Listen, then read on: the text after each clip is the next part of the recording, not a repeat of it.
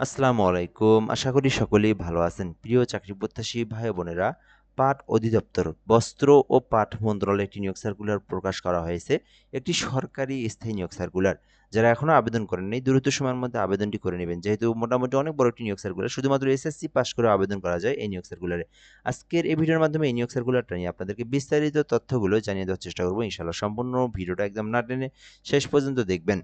এখানে বলা হয়েছে যে বস্ত্র পাট মন্ত্রণালয়াধীন পাট অধিদপ্তরের নিম্নোক্ত রাজস্ব খাতভুক্ত একটি নিয়োগ সার্কুলার, অর্থাৎ এটি হচ্ছে পাট মন্ত্রণালয়ের সরকারি স্থায়ী পার্মানেন্ট একটি নিয়োগ সার্কুলার।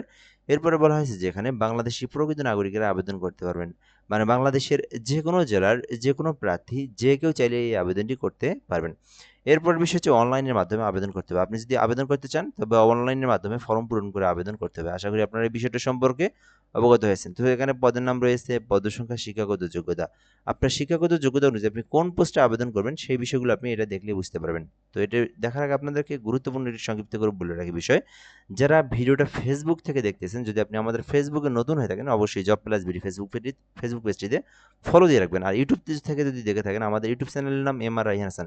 এই চ্যানেলে কিন্তু বাংলাদেশের সকল নিয়োগ সার্কুলার, যত নিয়োগ সার্কুলার রয়েছে সকল নিয়োগ সার্কুলার সবার আগে আপনি কিন্তু এখানেই পেয়ে যাবেন। তো অবশ্যই সাবস্ক্রাইব করে রাখবেন। প্রথমত বলা হয়েছে লিপিকার কাম কম্পিউটার অপারেটর, মোট 2টি পদ রয়েছে। তো আপনারা চাইলে আবেদন করতে পারেন। আবেদন করতে শিক্ষাগত যোগ্যতার প্রয়োজন, অনার্স পাস থাকতে হবে অথবা ডিগ্রি পাস থাকতে হবে। যারা অনার্স পাস অথবা ডিগ্রি পাস করেছেন, যাদের কম্পিউটার সম্পর্কে বেসিক নলেজ রয়েছে এবং টাইপের ভালো একটা স্পিরিট রয়েছে, তারা লিপিকারে আবেদন করতে পারবেন। এরপরে রয়েছে 2 নম্বরে মুদ্রাক্ষরিক কাম কম্পিউটার অপারেটর। এখানে 2টি পদ রয়েছে। তো আপনারা চাইলে এটাতে আবেদন করতে পারেন। সেক্ষেত্রে আবেদনের জন্য আপনার শিক্ষাগত যোগ্যতা প্রয়োজন, স্নাতক অথবা ডিগ্রি। এটাতেও কিন্তু আপনাকে অনার্স পাস থাকতে হবে অথবা ডিগ্রি পাস থাকতে হবে। তাহলে আপনি মুদ্রাক্ষরিকে আবেদন করতে পারবেন। তবে এখানে যে টাইপের স্পিরিট যেটা রয়েছে কম্পিউটারের, সেটা কিন্তু আপনার মধ্যে জানা থাকতে হবে। ঠিক আছে? আচ্ছা, ৩ নাম্বার পোস্টে আমরা চলে আসছি, উচ্চমান সহকারী। এখানে মোট ৫টি পদ রয়েছে।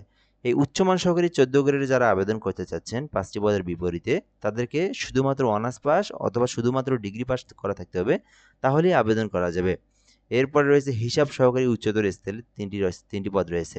যারা শুধুমাত্র বাণিজ্য শাখা থেকে অনার্স পাস করেছেন অথবা যারা ডিগ্রি পাস করেছেন, তারা কিন্তু হিসাব সহকারী পদে আবেদন করতে চাইলে করতে পারবেন। হিসাব সহকারী নিম্নতর স্তরে একটি পদ রয়েছে। যারা আবেদন করতে যাচ্ছেন বাণিজ্য শাখা থেকে, আপনাকে উচ্চ মাধ্যমিক এইচএসসি পাস করতে হবে। তাহলে আপনি হিসাব সহকারী নিম্নতর স্কেল এই পদে আবেদন করতে পারবেন, যেখানে ১৬তম গ্রেডে নিয়োগ দেওয়া হয়েছে। অফিস সহকারী কাম কম্পিউটার মুদ্রাক্ষরিক ৯টি পদ রয়েছে, যেখানে শুধুমাত্র উচ্চ মাধ্যমিক সার্টিফিকেট লাগবে, অর্থাৎ যারা শুধুমাত্র এইচএসসি পাস করেছেন। অফিস সহকারী কাম কম্পিউটার মুদ্রাক্ষরিক ৯টি পদের বিপরীতে আবেদন করতে চাইলে জাস্ট আপনাকে ইন্টার পাস করা থাকতে হবে এবং কম্পিউটার সম্পর্কে বেসিক বিষয়গুলো যেগুলো, এগুলো সম্পর্কে জানা থাকতে হবে। এখানে কিন্তু গাড়ি চালকও নিয়োগ দেওয়া হবে। ৭ম নম্বরে রয়েছে গাড়ি চালক, ১৬ গ্রেড, ২টি পদ রয়েছে। যাদের এসএসসি পাস করা রয়েছে এবং যাদের বৈধ একটি ড্রাইভিং লাইসেন্স রয়েছে, গাড়ি চালাতে পারেন, তারা কিন্তু গাড়ি চালকে আবেদন করতে পারবেন। এর পরের পদটি কিন্তু এই নিয়োগ সার্কুলারের মধ্যে সবথেকে বড় পদ, অফিস সহায়ক নিয়োগ দেওয়া হবে ২০তম গ্রেডে, যেখানে মোট ২০টি পদ রয়েছে। এখানে আবেদন করতে চাইলে করতে পারেন মাধ্যমিক স্কুল সার্টিফিকেট, অর্থাৎ শুধুমাত্র এসএসসি পাস করলে আপনি অফিস সহায়কে আবেদন করতে পারবেন। তো মোটামুটি এটি কিন্তু এসএসসি, এইচএসসি যারা রয়েছেন আবেদন করতে পারবেন। তো আপনার যে শিক্ষাগত যোগ্যতা, সেই শিক্ষাগত যোগ্যতা অনুযায়ী এখানে যে পোস্টে আবেদন করতে চান সেই পোস্টেই আবেদন করতে পারবেন। আবেদন করতে আপনার বয়স থাকতে হবে অবশ্যই ১৮ হতে ৩২ বছর পর্যন্ত, দেন আপনি আবেদন করতে পারবেন। এরপরে আপনাদেরকে কিন্তু আবেদন করার পরে সরকারি ফি যেটা, এটা কিন্তু আপনাকে ফিটা প্রদান করতে হবে এবং আবেদনটা সম্পূর্ণ করতে হবে।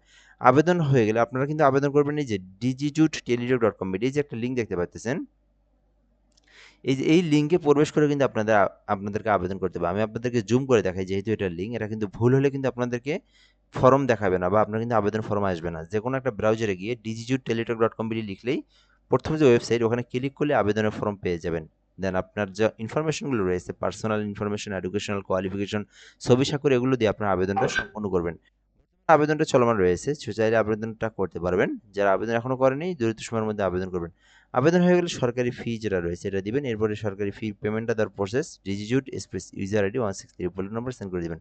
তাহলে আপনার পেমেন্টটা কিন্তু হয়ে যাবে। তো আশা করি বুঝতে পেরেছেন। যারা আবেদন করেননি দ্রুত আবেদন করে নিন। ধন্যবাদ। আসসালামু আলাইকুম।